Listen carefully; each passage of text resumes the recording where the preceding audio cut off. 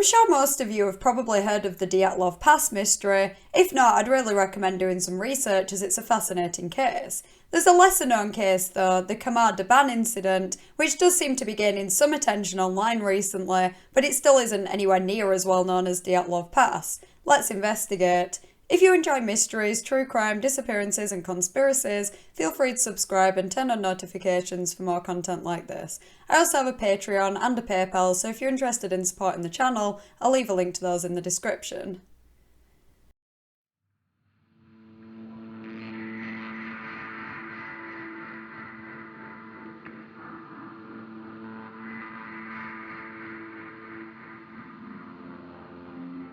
Khamar-Daban, also known as Hamar-Daban, is a mountain range in Southern Siberia, Russia.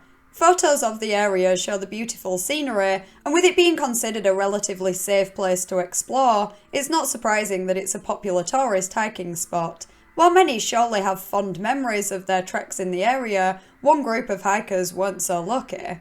On the 2nd of August 1993, 41-year-old Lyudmila Korovina, an experienced hiking instructor, set out to lead a group of her students through the mountain range, planning to meet up with another group led by Korovina's daughter Natalia on the 5th of August. Korovina's group comprised of 15-year-old Timur Bapanov, 16-year-old Victoria Zalazova, 17-year-old Valentina Utochenko, 19-year-old Denis Shvakin, 23-year-old Alexander Krysin, and 24-year-old Tatiana Filipenko. Apologies if I've butchered any of those names. Going forward, I'm just going to refer to each person by the name that's easiest to pronounce, be that the first or last name. The weather looked promising, with no rain or storms forecasted, and the group got off to a good start, determined to prove themselves as able hikers. They ascended up the Retranslator peak, then began their descent on the 4th of August, which is when the weather took a turn. A rainstorm with snow soaked the hikers and their supplies, which led Korovina to decide to set up camp in an exposed area. This didn't really make sense, considering there was an area of woodland around 10 minutes away where they could have found better shelter. Anyway, despite being unable to start a fire, the group made it through the night and ate breakfast together the next morning before continuing on the hike. It was on this day that they planned to meet up with Natalia's group, though they never showed up. Natalia wasn't particularly worried at this point, just assuming that they were behind on schedule due to the weather, so decided that her group should trek on. But the group was nowhere to be seen at the final destination either, which was a little more alarming. It wasn't until the 10th of August that any sign of the group would be found. A group of people were kayaking along a river when they saw a girl who turned out to be Valentina on the shore with dried blood on her clothes. Some reports state that Val was waving to attract their attention, others say she was just standing there, appearing to be in shock. It's not entirely clear how much of the story Val told the kayakers when they rescued her, and how much has come out in the years since the incident, but it's a harrowing series of events. On the 5th of August, after the group had eaten breakfast, they set off down the mountain. Suddenly, Alexander screamed, and the others saw that blood was coming out of his eyes, nose and mouth, and that he was also frothing at the mouth. After he had a fit and collapsed, Korovina ordered the others to continue ahead while she attempted to resuscitate Alexander. It didn't work, and shortly after, the group heard another scream, this time coming from Korovina, who experienced the exact same symptoms and met the same fate as Alexander. Tatiana ran to Korovina, then she also began convulsing, grabbing at her throat as if she couldn't breathe. She then crawled over to a rock and proceeded to repeatedly hit her head against it. The others tried to run away, but apart from Val, they all collapsed and died after suffering the same inexplicable symptoms as Tatiana, Korovina and Alexander. In shock, Val ran down the mountain with only a tent and the clothes on her back. She set up a tent in a wooded area, and when she woke the next morning, decided that she'd have to return to the area where her friends died so she could retrieve supplies. She did so, then found a river that she followed until the kayakers eventually found her after 4 days of surviving in the wilderness alone. Reports vary, but it seems like she might have somewhat kind of explained what happened to the kayakers, but she was probably pretty incoherent. An official search was conducted on the 24th of August, but it took 2 days to find the bodies using helicopters because Val wasn't able to give a location. An autopsy determined that Korovina had suffered a heart attack and the rest of the group died of hypothermia. Their eyes were missing, though that was probably as a result of scavengers. As well as bruised lungs, they all had a protein deficiency as a result of malnutrition, which was thought to be a contributing factor to their deaths. This is odd because they'd eaten well on the trip, it's not like they ran out of food or anything. The deaths were ruled accidental, though many people were not satisfied with that decision.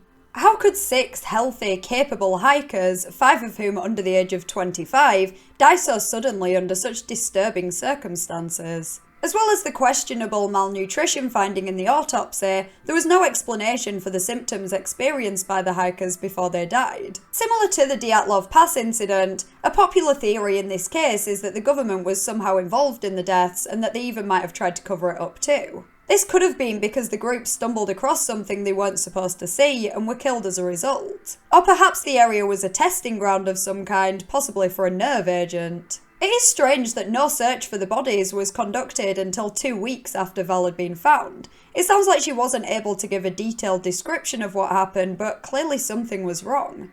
Even if Val didn't say anything at all, Natalia and the families of the other hikers would probably have reported them missing. So why did it take so long to start searching? Some of the group's symptoms, including respiratory distress, frothing at the mouth, and convulsions, could be explained by them coming into contact with a nerve agent. Kadaba suggested in his video on the case that Novichok gas may have been the cause. If Novichok gas or another nerve agent was the cause of the deaths, why was Val unaffected?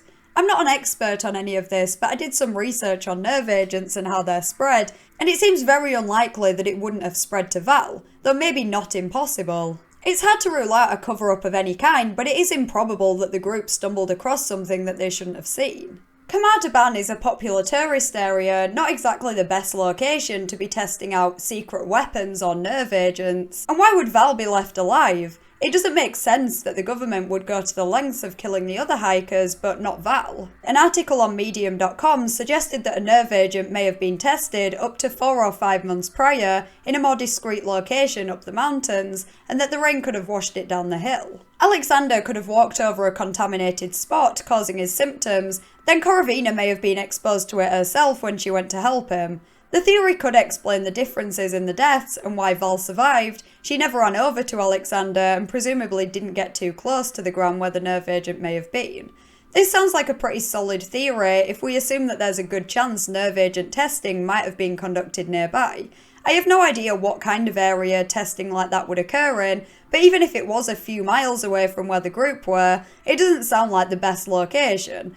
And surely the government would plan for bad weather that might spread the nerve agent. The other problem with the nerve agent theory in general is that no one else in the area was affected. As well as Natalia's group, there would have been other people hiking in the area. Maybe not even in the exact same spot as this group, but considering the possibility of a nerve agent being spread by the rain, surely it would end up in various locations. Exposure to Novichok gas would explain some of the symptoms, but not the bleeding from the eyes, the ears, and the nose. If this was a testing area, it's not impossible that they could have been testing some kind of new chemical that would produce those exact symptoms, but that's just pure speculation. While the rain may have spread a potential nerve agent, it also would have diluted it, so the idea that some of the members of the group might have come into contact by simply getting too close to the ground does seem very unlikely. Another theory is that the group accidentally ate some poisonous food or drank contaminated water. Given Korovina's experience, you'd expect her to be aware of what's edible and what's not, and despite not being as experienced as her, the other students all likely had some knowledge on that too. Val said the group ate the same things, so it wouldn't make sense that she wouldn't experience any symptoms. Maybe she ate less than everyone else, not enough to cause symptoms, but she has never said anything that would suggest that they might have eaten anything that could have caused what happened. If toxic river water caused their deaths, why did no other tourists in the area die around that time? It's also been suggested that infrasound may have been responsible for the deaths. I'm not going to pretend to fully understand what infrasound is, but some theorise that if very strong winds hit the large boulders in the area at a certain angle, infrasound could be generated. The effect it reportedly has on humans is consistent with some of the symptoms displayed in the hikers, though I couldn't find any confirmed cases where people have actually died as a result of infrasound, so I'm not sure how likely that theory is. My personal theory is much less dramatic than any of the conspiracy theories surrounding this case, but Occam's razor might suggest that it could be the most plausible. I'm not a doctor, so everything I'm about to explain has literally just come from my own research. If I've got anything wrong, please feel free to correct me in the comments. Despite many misconceptions, most of the story can actually be explained by hypothermia, which was listed as the official cause of death for all but Korovina. It wasn't the coldest time of the year, but it had been heavily raining and there was light snow too. The group and their supplies were soaked for a prolonged period of time, putting them at higher risk. The hikers reportedly removed their outer clothing layers, which can be explained by a phenomenon known as paradoxical undressing, where extreme hypothermia causes a person to suddenly feel like they're burning up and take off their clothes as a result. Before he died, Alexander apparently fell over a few times while walking, which again wouldn't be uncommon if he was suffering from hypothermia. I don't think what caused Korovina's heart attack has been specified, but hypothermia can cause a heart attack, so that is a possibility. As for the frothing at the mouth, it seems that hypothermia can cause pulmonary edema, which in rare circumstances can cause foaming at the mouth. What isn't explained by hypothermia though is the bleeding apparently experienced by all who died, and Tatiana beating her head into a rock. As for the bleeding, there are a couple of possible explanations. There seems to be some debate over whether nosebleeds are actually caused by altitude sickness or if it just coincides sometimes, but many people have reported nosebleeds when hiking up mountains, and even hours later. Retinal hemorrhage can also occur at high altitudes, possibly higher than the group would have been, but that condition hasn't been fully researched. It also appears that a change in air pressure can cause bleeding from the ears in the case of a ruptured eardrum and also from the eyes. So a combination of hypothermia, high altitudes and significant changes in air pressure could have actually produced almost all of the symptoms experienced by the hikers. But admittedly, that does seem a little hard to believe. What are the chances that 6 people would all experience such extreme and rare symptoms and die within such a short space of time? While those factors hypothetically could have been the cause, the symptoms are very rare. It wouldn't be unbelievable if one person experienced that, but it would be very unusual for the whole group except Val to meet that fate, partly as a result of air pressure changes and high altitudes. I considered that there might have been a mass hysteria aspect involved that can actually cause physical symptoms, but I don't think you could die as a direct result of it. Perhaps if the group were all close to death anyway, mass hysteria could have just sped up the inevitable after Alexander died. When it comes to the symptoms that don't really fit for hypothermia, something that stood out to me is the lack of evidence for any of them. I haven't seen the autopsy, only what articles have said about it, but there doesn't seem to be any mention of any signs of bleeding from various areas or any wounds on Tatiana that would be consistent with her hitting her head on a rock. There's a video on YouTube that shows the bodies being found. The quality isn't great and the faces are blurred, so it's a little bit hard to say for sure, but I couldn't see any blood on them or on their clothes. Some sources state that blood was pouring out of them, and I'd be willing to bet that that's highly exaggerated. I'm not denying that there might have been a small amount, but if it was literally pouring out, there would be some traces of it that could be seen in the video. It seems that the only evidence for the bleeding and Tatiana hitting her head is Val's testimony. When Val was found, she had dried blood on her top, which might support her story, though I'm a bit confused as to how that blood got on her. She wasn't bleeding like the others, and most sources imply that she wasn't in close enough proximity to the others for so much of their blood to get on her. Even if she was, how did her top get covered in blood when there's no visible blood on the clothes of the bodies shown in the video? I wonder if the blood was ever tested. I couldn't find any information to clarify whether it was Val's or another member of the group's, or whether it could have even been from an animal. Either way, the blood is a bit baffling, and I don't think it necessarily supports Val's version of events. I'm not for a second suggesting that she might have intentionally lied or anything, but this brings us back to the hypothermia.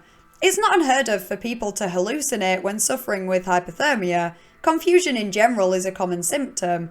If Val was suffering with mild hypothermia, not as severe as the rest of the group, it's not impossible that she might have witnessed them all die, but that certain details, such as the bleeding, might not have actually happened.